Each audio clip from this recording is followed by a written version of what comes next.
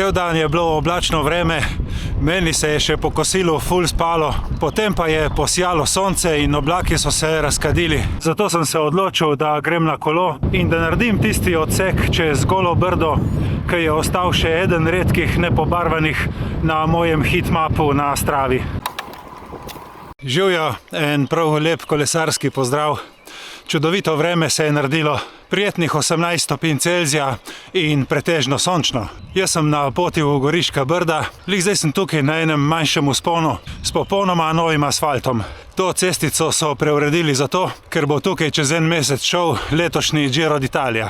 Prej, ko sem se peljal čez Staro Gorico, sem še naletel na en odsek spraskane ceste, ki jo šele pripravljajo, da bo dobila nov asfalt. No, malo potem naprej sem videl, da je bila cesta že na novo asfaltirana in tudi zdaj ta del trase, kjer se vozim trenutno, je popolnoma prenovljen.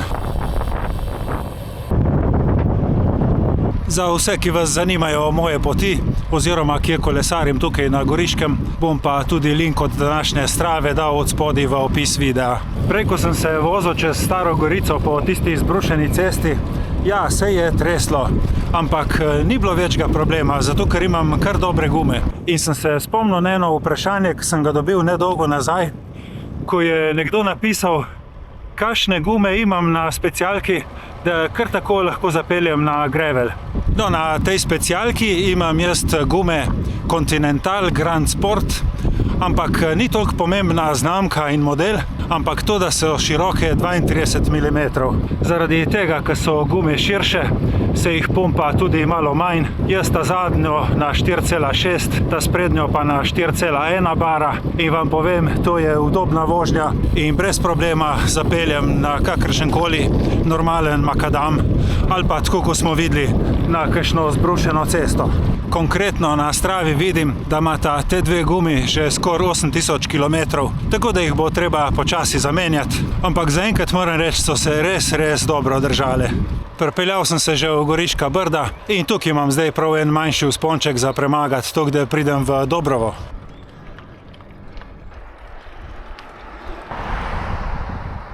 No, zdaj pa prej, ko se pripeljem v Neblo in tam zavijem desno za Golo Brdo, lahko na hitro odgovorim še na eno vprašanje iz YouTubea, če kaj spremljam dosežke naših kolesarjev.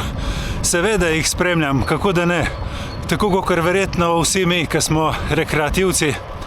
Jaz, kadar je le čas, si pogledam kakšen prenos etape popoldne, bodi si Giro, Tour, Vuelta.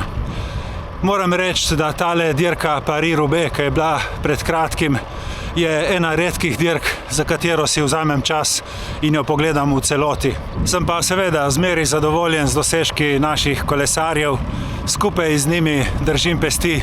Na splošno pa občudujem vse, ki tekmujejo na tako visokem nivoju, res kapo dol, kako so fantje strenirani in naviti. Jaz bi lahko čem takem samo sanjal.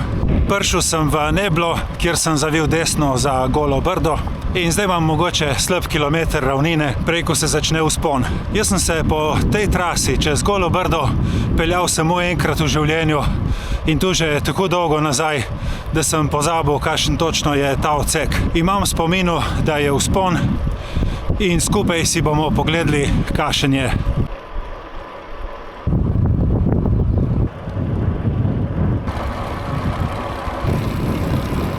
Že takoj na začetku vzpona sem zapeljal v en tak gost, zelen gozdiček, kar je malo v nasprotju z imenom Golo Brdo. Ampak okej, je zelo lepo. Na tej slikci, ki jo je narisal Števec, sem videl, da je vzpon dolg 5 km in da se na njem dvigneš za 300 metrov, kar pomeni v povprečju 6% klanc. Seveda se ne smemo preveč zanašati na povprečje, zato ker že na prvem kilometru sem imel kar en kos, ki je bil tudi 10%. Kmalu v začetku drugega kilometra se je strmina kar precej izravnala, na trenutke se tudi odpre lep, čudovit razgled na Brda. Kljub temu, ko pa prideš noter v tak gozdiček, v to senčko, je prav prijetno, ker tako na soncu se že kar čuti, kako nabija. Ne glede na vse, sem jaz ta vzpon vzel precej narahlo, ne pretiravam, pazim, da držim puls tam okrog 160.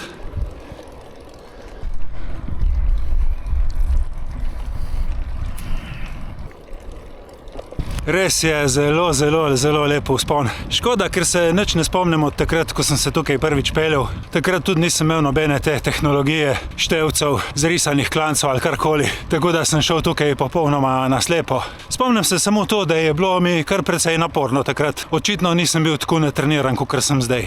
Še eno vprašanje z YouTuba sem se zdaj spomnil in sicer je bilo glede kadence. Ampak bom odgovoril potem, ko pridem v dolino, ker sem tukaj lih mal preveč zadihan, da bi kaj bolj na široko razlagal. In tudi ne bom razlagal na dolgo in široko, da sem oblečen v dres znamke Sirocco. Skoraj vse, kar danes vidite na meni, je iz te spletne trgovine. Majica, hlače, očala, rokavice, nogavice. Za tiste, ki vas zanima nakup v spletni trgovini Sirocco z 10% popustom, ne glede na ceno in tudi na že znižane izdelke, lahko uporabite moj link ali pa kodo. Opa, tle na enem delu trase, malo preko polovice poti, sta tudi dve serpentini, kar pomeni, da bo preostali naklon kolikor toliko enakomeren.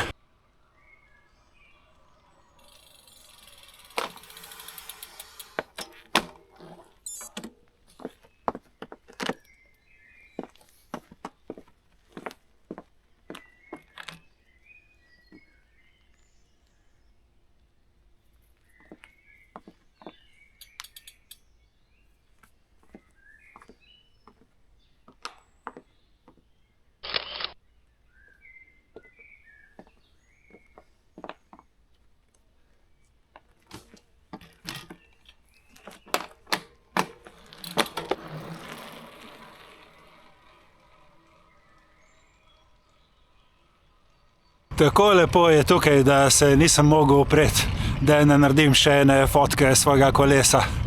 Prav fantastično. Bližam se zaključku vzpona, še kakšne pol kilometra je do vrha. Ja, presenetljivo, kar precej je bilo tega gozdička in samo ene dvakrat se je odprlo, tako da se je videl malo razgled. Super, super sem navdušen. Ta vzpon bom še večkrat ponovil. Vzpon je za mano, zdaj tukaj na vrhu izgleda, da je en košček ravne ceste, potem pa predvidevam, da me čaka lih tako kakšnih 5 kilometrov spusta. Se bom javil od spodaj, zato ker vem, kje bom izkoristil en vodni vir.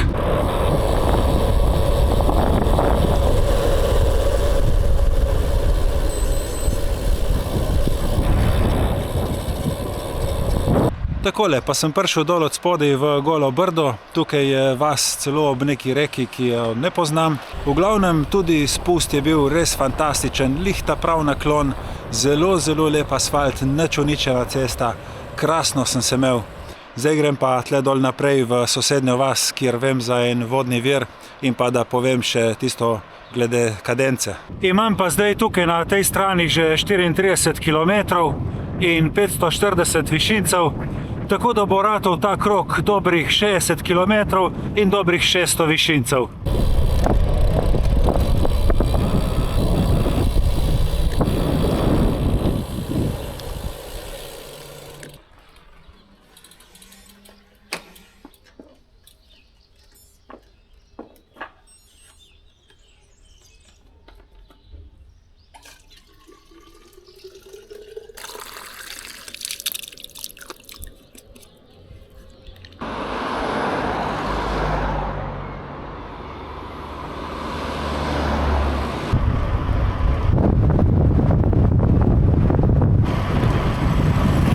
Vprašanje, ki ga je postavil gledalec glede kadence, se je nanašalo na to, da med mojimi videi nikjer ni najdel prispevka na to temo.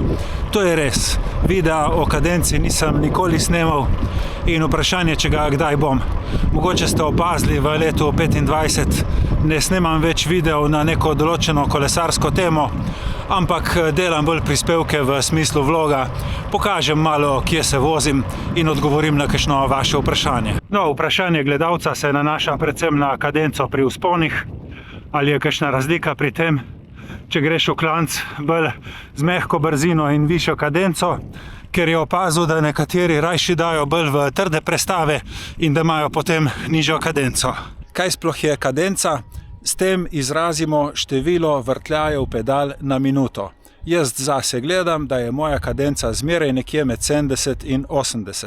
Prav načrtno, zato ker jo imam na števcu, pazim, da nikoli ne pade pod 70, oziroma če bi, potem dam zmeraj v bolj mehko prestavo, da lahko vrtim bolj hitro. Vem, da nekateri kolesarji vozijo s kadenco 90 in več, predvsem profesionalci, ampak jaz pač nisem profesionalc in meni paše lih tam nekje okrog 75. Seveda, višja kadenca pomeni večjo fleksibilnost, ker ti lahko, kakor pri avtu, lažje prehitiš, če imaš malo višje vrtljaje. In tudi pri vzponih je tako, da če imaš višjo kadenco, boš dosti manj napadal svoje mišice in vzpon boš lahko lažje premagal, pa seveda tudi z nižjimi srčnimi utripi.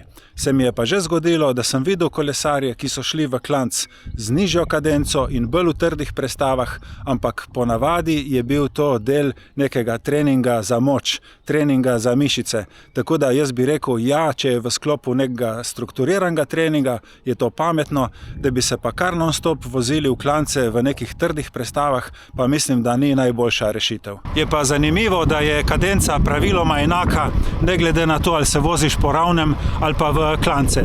Jaz vidim pri vzponih, da imam lih tako tam nekaj čez 70. Seveda govorim jaz to o nekih normalnih klancih, tja do 7-8%. Ko rata klanec bolj strm, potem ti itak ne preostane drugega, kakor da prav počasi orješ v najbolj mehki brzini. Znanstveniki so celo ugotovili, da je najbolj učinkovita kadenca glede porabe energije celo malo nižja od tiste kadence, pri kateri se počutimo najbolj udobno. Ampak jaz se v to ne bom spuščal. Meni osebno je čisto hej tam, kjer se jaz počutim udobno. Meni osebno kadenca 90 in več ne bi ustrezala, ker je to že tako hitro vrtenje, da ti potem celo telo poskakuje na koleso. Jaz vam želim zdravja, lepe vzpone, prijetne kadence. Hvala vam za pozornost in se vidimo prihodnjič. Čau, čau.